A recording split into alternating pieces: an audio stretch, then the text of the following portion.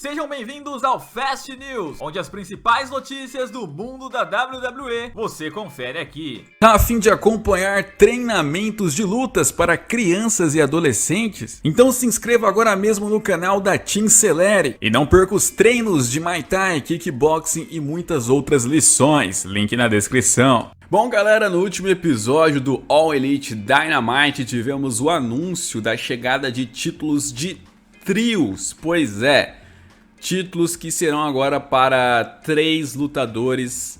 E é curioso, né? Uma coisa que muita gente comentou aí nos últimos anos, né? De poder se criar novos títulos para equipes, né? Já que as equipes muitas vezes ficavam com título de duplas, aí um ficava sobrando. Agora, por exemplo, na All Elite não terá esse problema, alguns trios poderão se tornar campeões, né? Eu tenho uma opinião que eu acho que ou vai existir trios ou vai existir duplas. Eu acho muito difícil realmente as duas coisas existirem e funcionarem bem. Porque equipe pra mim é dupla. Então se vai aumentar pra 3, tem que acabar com a equipe de 2, né? Mas pode ser que eles mostrem que eu estou errado. Outro anúncio importante também foi que teremos o Jon Moxley versus o Chris Jericho, né? Mais uma vez aí lutando, dessa vez pelo título mundial interino, né? Interino, sempre deixando claro, né? Porque o nosso campeão mundial é o menino CM Punk, que a notícia seguinte é sobre ele. É porque é o seguinte, recentemente perguntaram, né, pra ele sobre essa aposentadoria do Vince. Óbvio que isso chegaria nele, em algum momento ele comentaria por conta do relacionamento dele com o Vince e a WWE, né? E aí ele basicamente diz que ele não acredita muito nessa aposentadoria e que é bem provável que as coisas vão continuar lá com o Vince comandando por fora, né? E que essa cultura, ele utilizou a palavra cultura da WWE, não vai mudar mesmo com a saída do Vince McMahon, né? Assim, o que eu penso a respeito disso? Eu acho que, de fato, a saída do Vince, ela não vai, assim, fazer com que o Vince não tenha interferência alguma, porque, vamos lá, é um cara que estava no comando desde os anos 80, que agora tem sua filha como presidente da companhia e o seu genro como o cara da equipe criativa, ainda tá o Bruce Prichard por lá. Então, a WWE seria muito maluca se, depois de todo esse tempo, quando o cara sai imediatamente, fazer com que ele não tenha influência alguma lá dentro. Seja uma influência intencional ou não.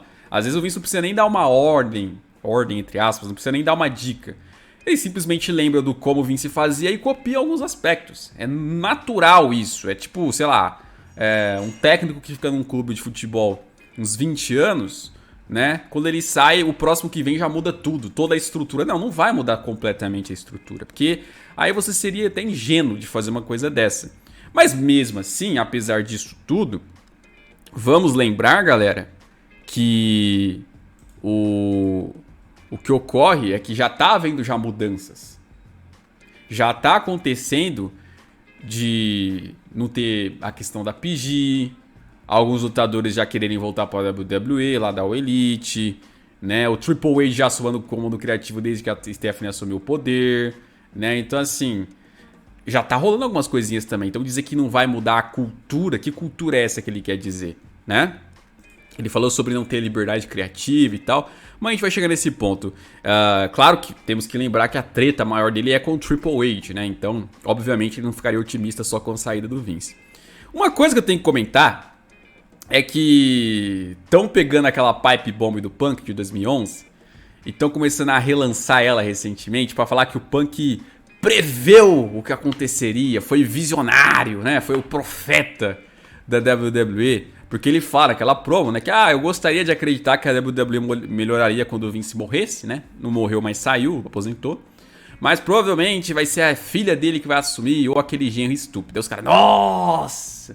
Ele previu que isso aconteceria. Cara, é o seguinte, a Stephanie já trabalhava com essas funções executivas na WWE desde 2008. A promo é 2011.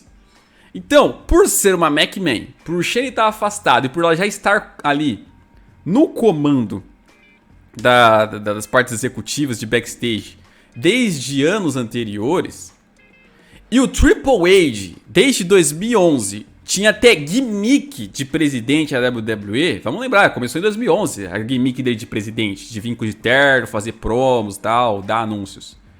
Era evidente que, naturalmente, quando o Vince se fosse, o poder provavelmente ficaria com os dois. Ou com um dos dois. Shane afastado. Stephanie trabalhando nisso desde 2008. Filha do Vince. Triple H de genro. Já fazendo isso até nas storylines. Essa função de presidente de líder. Não precisa ser visionário. Ele pode ter sido o primeiro a falar publicamente. Até porque essa tal liberdade criativa que ele reclamou de não ter, ele teve. Outros não, ele teve pra poder falar, né?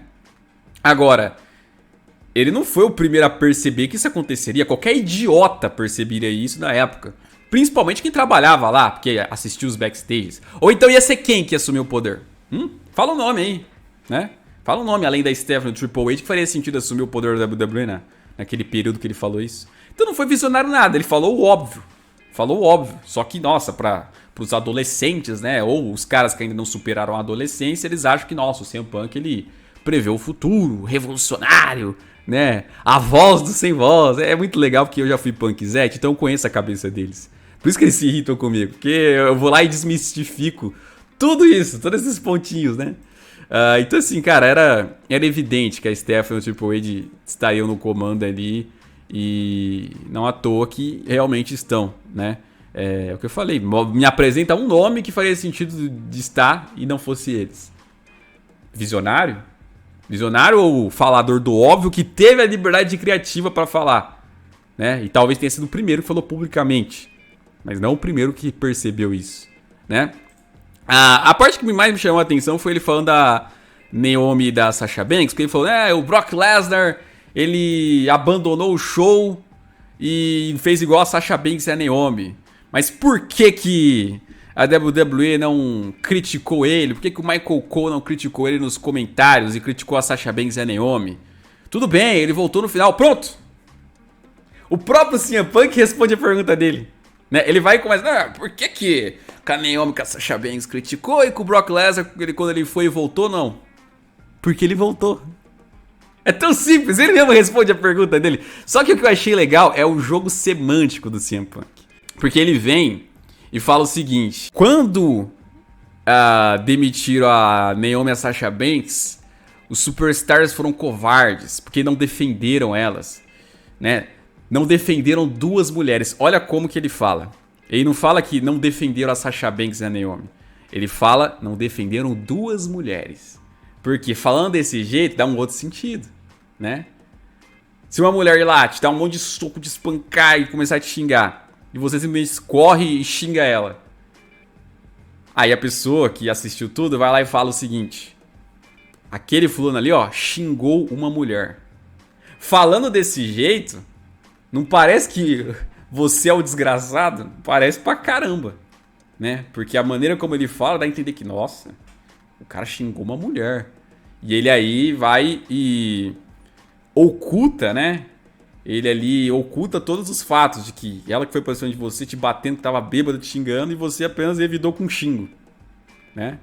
É igual quando um assassino vai lá, mata, sei lá, um trabalhador, mata uma mulher, mata o que for. A polícia vem, troca tiros com ele e ele acaba morrendo. Aí a mídia vai lá e coloca PM mata homem de periferia, né? Falando assim, nossa, caramba, hein, que maldade da PM. E o Punk ele não consegue entender que não é que os lutadores da WWE não defenderam duas mulheres. Os lutadores da WWE não defenderam Sasha Banks e Naomi porque eles sentem que elas não tiveram razão na atitude delas. Que era o quê? Uma ser desafiante da Ronda, outra ser desafiante da Bianca.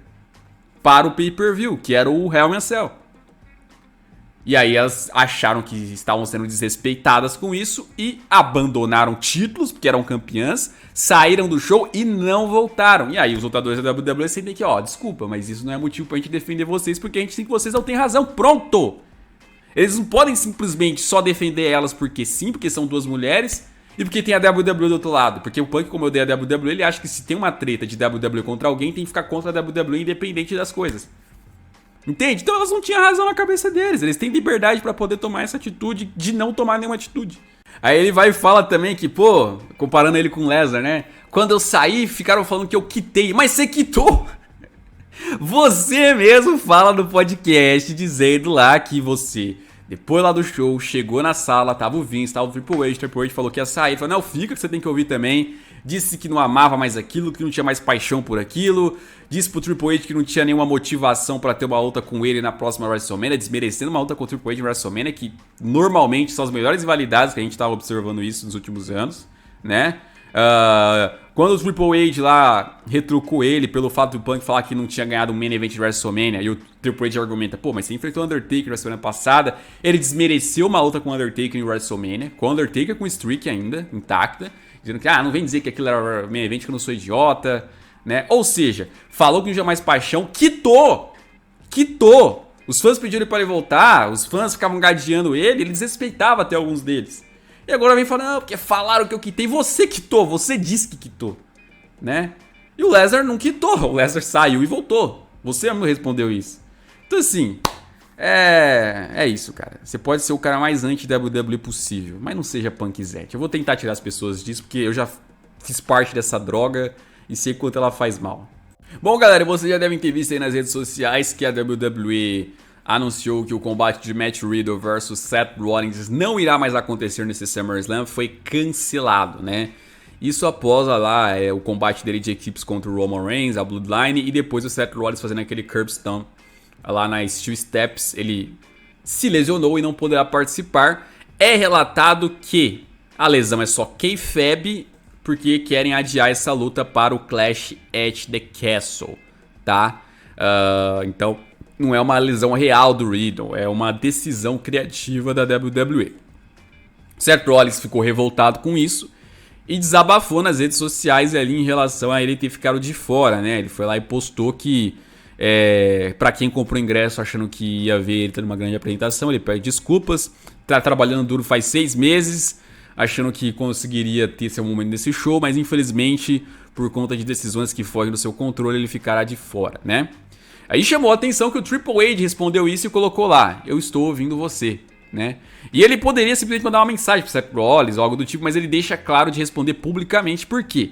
Porque o Triple H é esperto, ele já quer dar um recado pra mostrar pros fãs, gente, eu sei do valor do Seth Rollins, eu já ajudei o Seth Rollins, essa decisão provavelmente não tem a ver comigo, né? E relaxem, né? Aí ele dá uma resposta tanto pro Seth Rollins relaxar, como pros fãs também do Seth Rollins, tá vendo? O Triple H vai ajudar, né? Porque ele é esperto, né? Ele é esperto. Mas, enfim. Eu acho bobeira mesmo, né? Em termos de storyline, cancelar a luta por uma lesão ali no último Raw, não me parece, assim, uma ideia tão boa.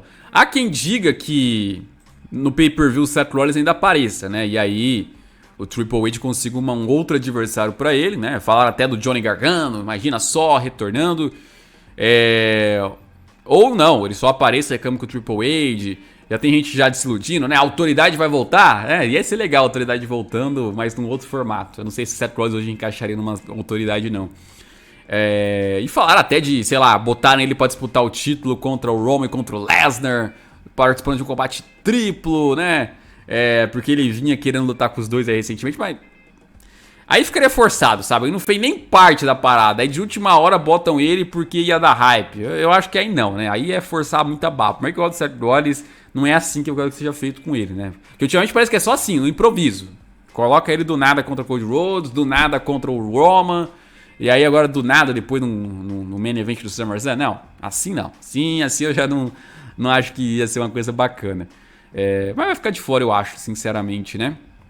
Mas vamos ver, o Triple H prometeu que está ouvindo o Rollins. Será que teremos um Seth Rollins voltando aos bons tempos com ele no comando agora? Eu espero que sim, né?